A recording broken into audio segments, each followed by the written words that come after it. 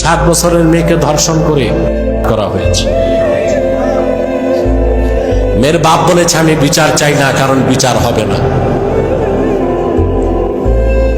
আমরা বছরের পর বছর বলে যাচ্ছি শরিয়া আইন ছাড়া ধর্ষণের শাস্তি বন্ধ করা সম্ভব না।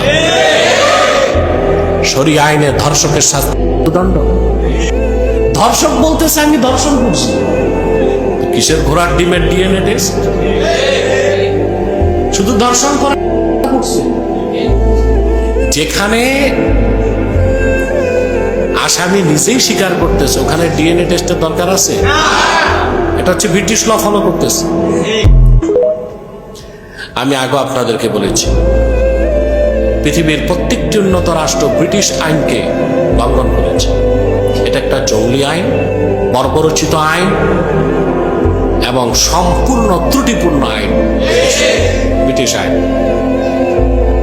আপনাদেরকে বলেছিলাম না পৃথিবীর যে দেশগুলো গণতন্ত্রকে বাদ দিছে, সাইনবোর্ড গণতন্ত্র রাখছে, শরিয়া আইনের অনুসরণ করছে, ওই দেশগুলো ডেভেলপ হয়েছে। বলছিলাম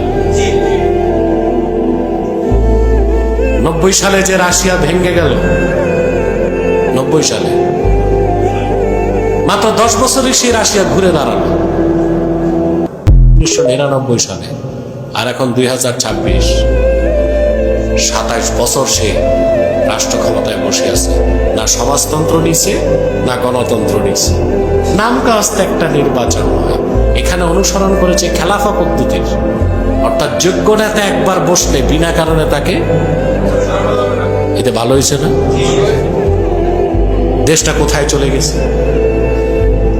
চায়নাতে দেখেন শি জিনপিং, ওদের নাম খুব উদ্ভট হয়। তাকে পার্লামেন্টে আইন করে নেতা বানায় দিয়েছে, যে মৃত্যু পর্যন্ত নেতা। গণতন্ত্রের অনুসরণ করছে, সমাজতন্ত্রের করছে, খেলাফা পদ্ধতির অনুসরণ করছে। এখন চায়নাকে আমেরিকা ভয় পায়, ঠিক না? তো যারাই গণতন্ত্রকে আঁকড়ায় ধরেছে তারা মরছে, যারাই ব্রিটিশ আইনকে পরিবর্তন করে নাই তারাও মরছে। আমি উদাহরণ দিয়েছিলাম না সিঙ্গাপুরের। আমার দেশের আইনমন্ত্রীকে বলবো কিছু বইপত্র পড়েন, শুধু আইনের বই পড়লে হবে না। লি কুয়ান, সিঙ্গাপুরের যিনি ফাউন্ডার ফাদার, নাম শুনছেন না? তার লেখা একটা বই আছে, from third world to first, Singapore story 1965 to 2000। তৃতীয় বিশ্ব থেকে কিভাবে প্রথম বিশ্বে এসেছে 1965 সাল থেকে 2000 সালের মধ্যে। আমি খুব কাছ থেকে দেখেছি তাদের কালচার। তারা শরিয়া আইনকে অনুসরণ করে, শরিয়া আইনকে স্বীকার। সর্বোচ্চ শাস্তি 3 মাসে। ওখানে নেশা করলে বেত্রাঘাত করে। কি করে? বেত্রাঘাত কি ব্রিটিশ লর অনুসরণ না শরিয়া আইনের অনুসরণ? দোররা, বেত, তাৎক্ষণিক বিচার।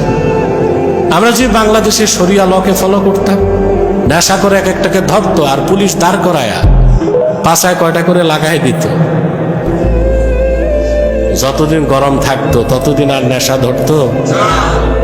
এগুলোরে ধরে পুলিশের কাছে দেয়, পুলিশ দেয় আদালতে। আদালতে গেল মানে নেশা করে মনে করলে আমি তো শ্বশুর বাড়ি যাচ্ছি। ভিতরে ঢুকার পর ভিতরে নেশার পোটলা গেছে, দোষ দেন পুলিশকে। পুলিশ বিরক্ত যে আমরা তো ধরতেছি কিন্তু তা তো জামিনে বের হয়ে আসতেছে। কথা বলেন তো। বলছিলাম এই যে দুঃখজনক ঘটনা, দেশ কতটা অনিরাপদ। 7 বছরের মেয়েও নিরাপদ নয়। ধর্ষণের পর তাকে হত্যা করা হলো। সরকারকে বলবো অন্তত এই ক্ষেত্রে ব্রিটিশ আইনকে লঙ্ঘন করে শরিয়া আইনকে মানুন। আশা করা যায় দেশকে ধর্ষণ মুক্ত করা যাবে ইনশাআল্লাহ।